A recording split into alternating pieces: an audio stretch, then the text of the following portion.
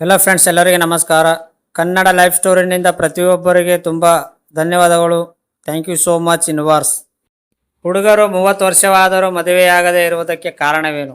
ಇತ್ತೀಚಿನ ದಿನಗಳಲ್ಲಿ ಹುಡುಗರು ತಡವಾಗಿ ಮದುವೆಯಾಗುತ್ತಿದ್ದಾರೆ. ವಯಸ್ಸು 30 ಆದರೂ ಮದುವೆಯ ಬಗ್ಗೆ ಯೋಚಿಸುತ್ತಿಲ್ಲ. ಇದಕ್ಕೆ ಕಾರಣಗಳೇನಿರಬಹುದು ಎನ್ನುವುದರ ತಿಳಿಯೋಣ. ಕಾಲ ಬದಲಾದಂತೆ ಮದುವೆಯ ವಯಸ್ಸು ಕೂಡ ಬದಲಾಗತೊಡಗಿದೆ. ಹಿಂದೆಲ್ಲ ಗಂಡು ಮಕ್ಕಳಿಗೆ 21ನೇ ವಯಸ್ಸಿಗೆ ಮದುವೆ ಮಾಡುತ್ತಿದ್ದರು. ಇಂದು ಗಂಡ ಮಕ್ಕಳು 30 ವಯಸ್ಸಿನವರಾದರೂ ಮದುವೆಯಾಗುತ್ತಿಲ್ಲ.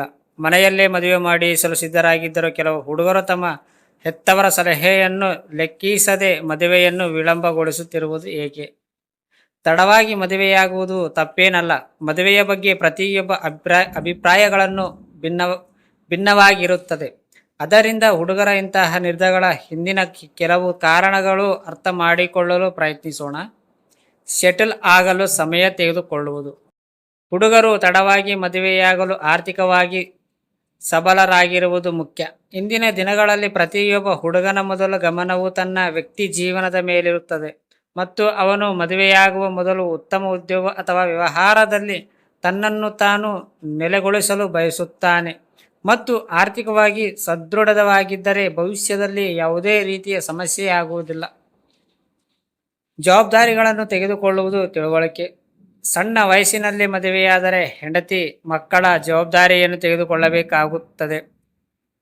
ಜವಾಬ್ದಾರಿಯನ್ನು ತೆಗೆದುಕೊಳ್ಳಲು ಸಿದ್ಧನಾಗಿಲ್ಲದಿರುವುದು, ತಾನು ತನ್ನ ಸ್ನೇಹಿತರೊಂದಿಗೆ ಕಾಲ ಕಳೆಯುತ್ತಿರುವುದು, ಮುಕ್ತವಾಗಿ ಬದುಕುವ ಅವಕಾಶ.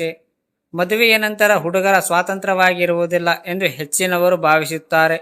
ಮದುವೆಯ ಮೊದಲು ಅವರಿಗೆ ಮನೆ ಮತ್ತು ಕುಟುಂಬದ ನಿರ್ಬಂಧಗಳು ಬಹಳ ಕಡಿಮೆ ಮತ್ತು ಅವರು ಯಾವುದೇ ಚಿಂತೆಯಲ್ಲಿದ್ದೇ ಎಲ್ಲಿ ಬೇಕಾದರೂ ಹೋಗಬಹುದು.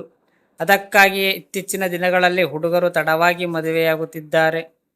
ಅದರಲ್ಲಿ ಅವರು ತಮ್ಮನ್ನು ಅರ್ಥ ಮಾಡಿಕೊಳ್ಳಲು ಮತ್ತು ವಿಷಯಗಳನ್ನು ಅನ್ವೇಷಿಸಲು ಸಮಯವನ್ನು ಕಳೆಯುತ್ತಿದ್ದಾರೆ. ಸರಿಯಾದ ಸಂಗಾತಿಯನ್ನು ಹುಡುಕಲು ಸಾಧ್ಯವಾಗಿರುವುದು. ಇತ್ತೀಚಿನ ದಿನಗಳಲ್ಲಿ ಕೆಲವರು ಬೇಗ ಮದುವೆಯಾಗುತ್ತಾರೆ, ಆದರೆ ನಂತರ ಪರಸ್ಪರ ಭಿನ್ನಾಭಿಪ್ರಾಯದಿಂದ ವಿಚ್ಛೇದನ ಪಡೆಯುತ್ತಾರೆ. ಇಂತಹ ಪರಿಸ್ಥಿತಿಯಲ್ಲಿ ಹುಡುಗರ ಆಲೋಚನೆಯಲ್ಲಿ ಬದಲಾವಣೆಗೆ ಕಂಡುಬಂದಿದೆ.